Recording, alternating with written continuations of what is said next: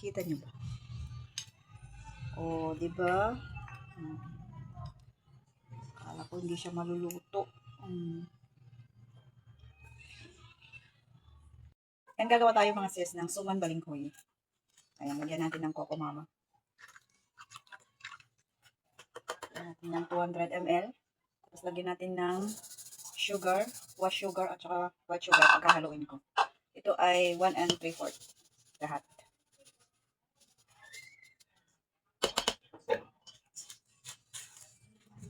Yan.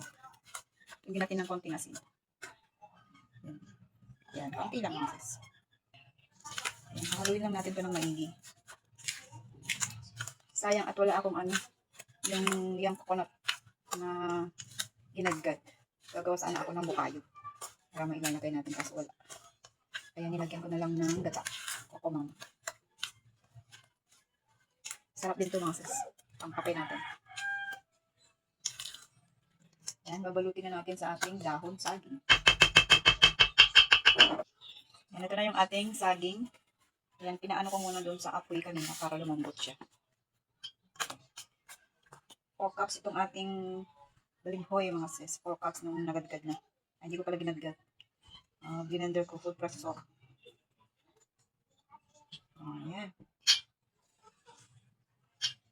Merienda lang naman to mga sis, kaya walang ano bang size. Basta mabalot. Ayan.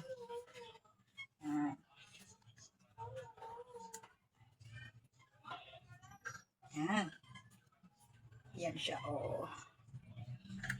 Yan. Tayo ng pangkape natin.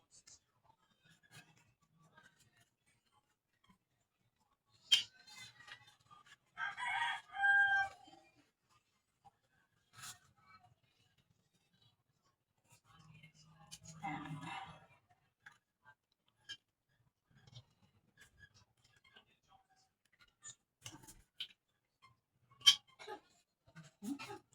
Diba? Napakadali lang mga sis. Oh. Ganito yung madalas merienda sa probinsya.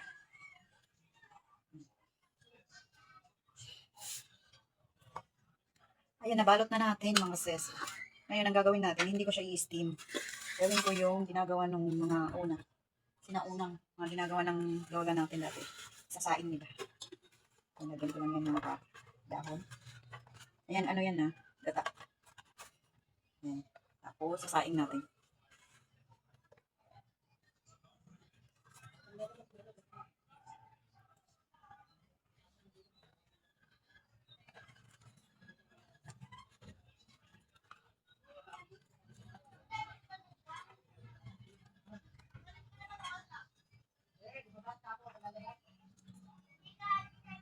Ayan, lagyan na natin ng water mga sis. Tutuluan natin to. Ayan. Tapos, ang pangtatakip natin, yung mabigat, medyo mabigat yan. Sasain na natin ng mga, siguro mga 30 minutes. Yan, saing na natin. Lagyan ko pala ng dahon ulit mga sis. Ayan na. Yan. Yan. Kuluan natin, tapos sisimon natin mga 30 minutes. Ayan na guys, yung ating balinghoy. Suman balinghoy. Ayan, luto na. After 45 minutes.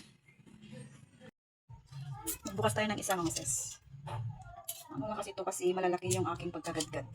Hindi ko, gumamit kasi ako ng food processor. Tignan natin kung okay ang kanyang pagkakaluto.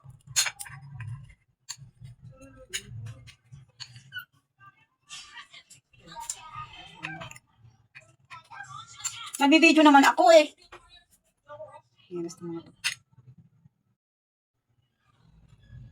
Ayan, maayos din naman pala ang kanyang pagkakaluto. Ayan, kita nyo ba? Oh, di ba? Akala ko hindi siya maluluto. Ayan. Masarap siya sa kape.